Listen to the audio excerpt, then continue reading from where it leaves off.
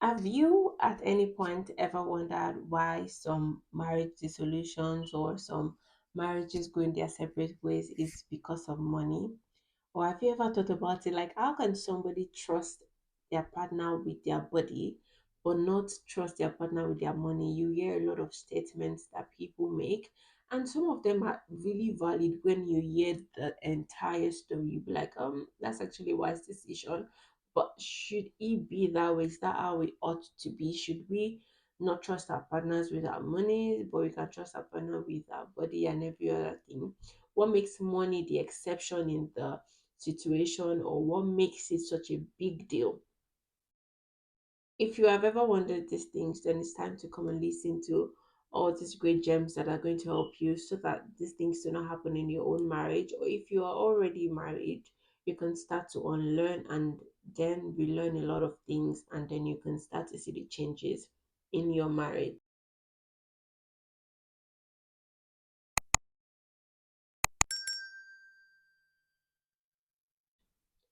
My name is Oluwatosin Sanusi, and you're welcome to the Grace Generation TV. I'm so excited that you are here. I'm going to be sharing about 5 to 6 wisdom for your marriage in terms of money, in terms of financial resources. And pardon me, I have a bit of a cold, so you might hear that in my voice or a sniff here and there. Thank you. So we're going to go into the very first one. The first thing I want to tell you in terms of money and what money has, when money has got to do with your marriage and your love, is that different things work for different people. So there are general money principles, but there are also ways to tailor them to your own marriage, to your own circumstances, to your current situation. And your situations might even change over time, but you need to have and know some underlying and static principles that your marriage is going to uphold when it has to do with money in your marriage. So understand that different things work for different people, but there are some general principles, biblical principles that apply as the foundation of your marriage. And a lot of it can be found in Proverbs. If you go through Proverbs, a lot of it can be found there. So, first thing is that, yeah, different things work for different people. And the next thing I want to tell you is that leverage on each other's financial strength. That's another thing that's going to help you. So you have to be truthful about whose habits, who has better financial habits, and who has the higher earning power in your marriage. You have to be truthful about those things. And then whoever has the better financial habit in terms of whatever goal it is you're trying to achieve as a couple. For some people, your goal is to spend more. So the person that is a better spender would be better in that situation. And for some people, your goal is to save more or invest more. So whoever is a better saver, that it comes easily to them, or the better investor, it comes, it's something that they would do. It's easy, or it's easy for them to learn and stick to it. Let whoever has the better strength as regards the goal you want to achieve champion that goal to make that person the project manager of that goal. So if you to spend more, let it go to the person. Just talk about it and highlight the areas and the ways that you want to spend more, and let that person champion. Of course, have your budget as a family.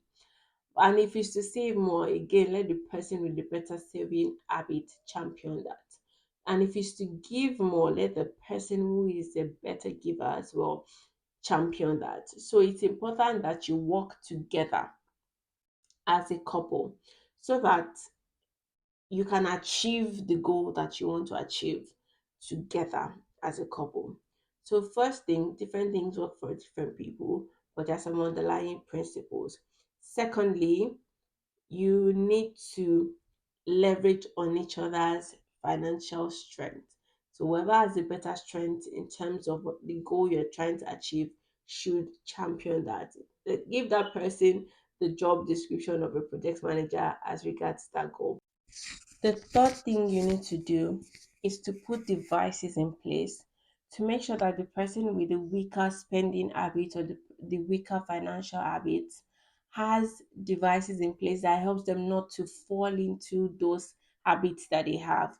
So if your partner spends a lot or they don't have a saving culture, you need to put a device or a plan in place that okay, they don't overspend in some certain way, or just something that kind of curbs the habit in a way, and you both have to do it together so one person does not feel restricted or chained in the marriage, especially when it comes to their finances. So you need to talk together as a family and then put these things in place to be able to curb each other, to be able to curb this person from falling into their weakness in terms of your finances. And the fourth thing that you need to understand when it comes to money in your marriage is that money should not be a god. Money is a tool for you both to enjoy your marriage better. It is not a god. It's not something that should control your marriage. Even as individuals, money is something that we should control and not the other way around. And the problem starts to happen when money does the controlling and not us controlling the money and how we want to be able to apply it to things to be able to help us get results, in different areas of our life. So you need to understand that money is a tool. It should not be a god. We are stewards of God's resources on earth, and that includes money. So you shouldn't see the money when money is in your hand. That's not when you are a big boy or a big girl. It shouldn't determine who you are. It can help you do great things better, but it should not determine who you are. So that when if your marriage goes through like a financial path, a difficult financial path, it does not now mean that your marriage is not working or your marriage is bad or things like that. So you need to understand and have that at the back of your mind. And another thing I want to tell you is that love and money are not on the same pedestal. In the words of the prophet David, I'm joking, but a popular singer once said that when money enters, love is sweeter, right? So money should make your marriage better when it's not a god, when it's a tool that is applied. You can do great things together with money. You can build great memories together when there's money, and starting from what you have right now and then expanding it. So money should make your marriage better. It should not become a god and it should not become a wall between you and your partner in your marriage. So love and marriage not on the same pedestal. If they ask you love or money, what do you say is collabo?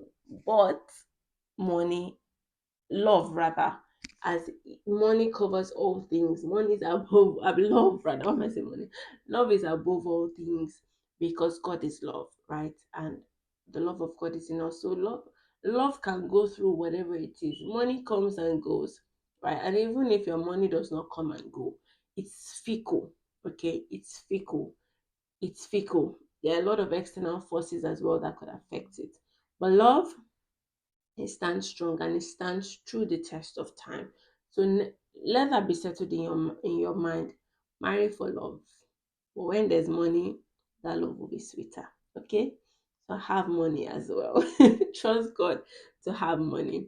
And I can't remember the number I am, but the next thing I want to say is as a family, always trust God for finances.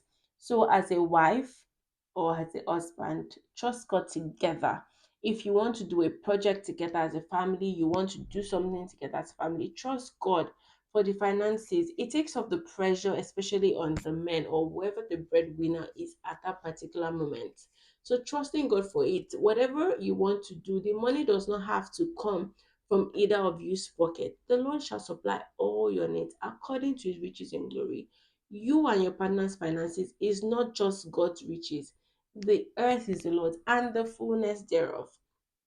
So trust God for resources for the things that you want to do rather than putting the financial burden on either of you or even on both of you.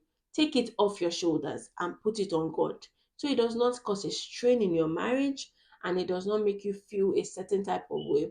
And that way you will even be truthful to each other to say, if I don't have this money, but I trust God is going to supply it. I don't know how He's going to do it, but God is going to come through. When you have that trust culture as a family, it takes a lot of financial burdens off your shoulders. You are able to breathe and rest wherever you are. You're not thinking of how that money is going to come in, or how many hours of work you need to do, or who you need to borrow it from. Your trust is in God. It really, really helps you. That I can tell you for a fact. Because your partner is not the only person that can give to you, and you're not the only person that can give to your partner. Again, like I said, the earth is the Lord and the fullness thereof. So don't put it on both of you. I remember in 2023, my husband and I needed like a source of a large amount of money as a then that than what we had, or what we had even saved, to do a project as regards, stay in this country, in the UK. And we had to trust God for it, because there was no other place that that money could come from. You know, when you know that this one, there's nowhere, our savings is not up to that. Like, it's just God that make this happen. So taking the financial pressures off our shoulder and putting it on God really, really helped our marriage. It didn't put the strain on us. It didn't put the strain on our marriage. Every time we talk about it, we trust God. We go to God in prayer. We go to God in praise, knowing that He has already done it.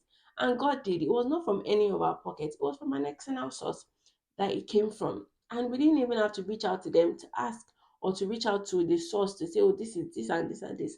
The people that God wanted to use for us reached out to us. So it takes the, imagine if I put the burden on my husband every day, stressing him, or making him think or feel less of a person because he couldn't provide that amount. It was going to put a strain on our relationship.